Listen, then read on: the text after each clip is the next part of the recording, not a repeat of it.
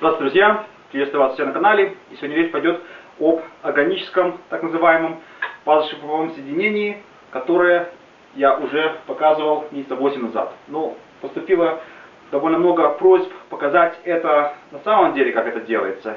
И сегодня я вам покажу, в общем-то, как я делал это соединение из тех же кусков вишни, из тех же даже обрезков, которые остались вот от этих двух проектов. Применял я вот такой клей Titebond 3, серый. Он более крепкий, чем белый и желтый.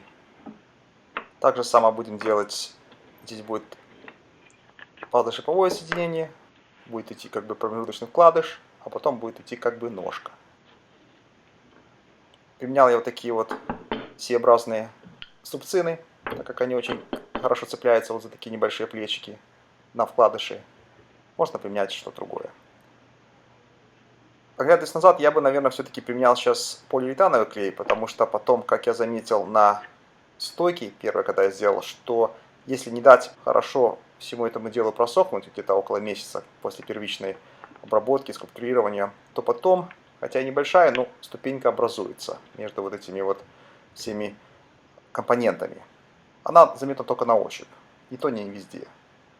То есть после начального скульптурирования я потом еще где-то месяц, наверное, давал ей просохнуть хорошенько, чтобы весь этот клей внутри, все вот эти компоненты, чтобы были абсолютно одинаковой сухости, как бы. Довольно критично все это зажимать хорошо, потому что после скульптурирования там это соединение станет намного более маленьким. И вот, как вы видите, получилось точно такое же соединение, как и там. В общем-то, эти два обрезка справа были как раз именно вот от этого проекта. Я просто немножко его сузил. Сейчас мы будем делать вот такую вот дугу. Для этого мы пойдем на улицу, потому что довольно грязная эта работа. Вот на болгарку такой я делал диск твердосплавный, в котором маленькие окошечки, через которых немножко видно. Будем таким образом делать грубое скульптурирование. Эта насадка очень хорошо работает. Я дам ссылку в описании к видео, что это такое.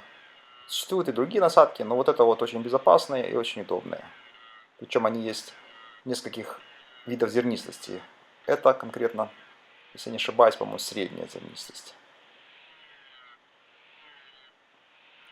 Она очень агрессивная, и надо смотреть, чтобы не очень так много снять.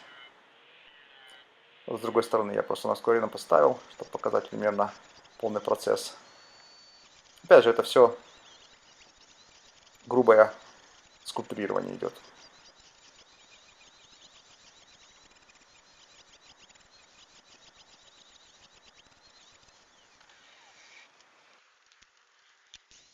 Там уже изгиб, как кому нравится. Ну и вот, видно, что это все оттуда же. Я сейчас покажу картинку старого стула, когда промежуточных стадий. Все вот эти вот соединения загнутые, все было сделано таким образом.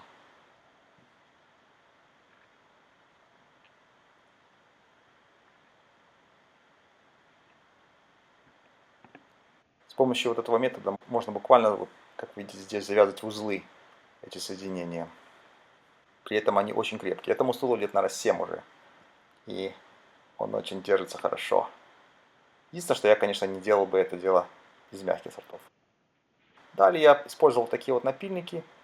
Мне нравится вот такой напильник типа того диска или простые, традиционные. Опять же, это такая полугрубая обработка. Также можно использовать стружки на более длинных, ровных промежутках. Здесь у меня особо нету ровных распорок. И самый такой универсальный, я бы сказал, инструмент это цикли здесь. Так как они работают хорошо поперек волокон и вдоль волокон. Очень сильно мне помогли. Примерно я покажу. Не буду сильно запариваться, чтобы там уже было супер красивое. Ну, более-менее. Вот стружком можно сделать длинные промежутки. Далее с циклами. Особенно там вот видите такие места, где происходит перепад направления волокон. Такая шлифмашинка меня выручила, Festool, так как у нее довольно небольшая насадка, и она работает в двух режимах. Сейчас я использую режим Rotex, который очень агрессивный режим, она просто крутится в одном направлении. А потом переставляешь просто переключатель на осциллирующий режим и дошлифовываешь качество, чтобы было немножко повыше. И так, где-то через 3-4 вида наждачки я доходил где-то до 220, и далее немножко руками доводил, там может быть где-то до 600, может быть даже, я не помню точно уже. Эта машинка мне здорово выручила. Также и руками приходилось там много доводить. В данном случае подход хороший к этому соединению, но в реальной жизни не всегда можно подлезть шлифмашинкой.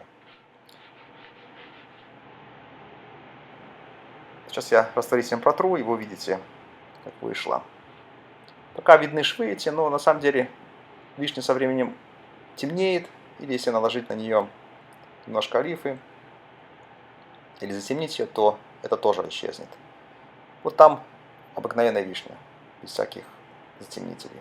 Видите, как она держится. Здесь параллельные волокна, они крепко держатся, а здесь шип внутри. Поэтому соединение очень даже крепкое. Сейчас я немножко положу такого стейна.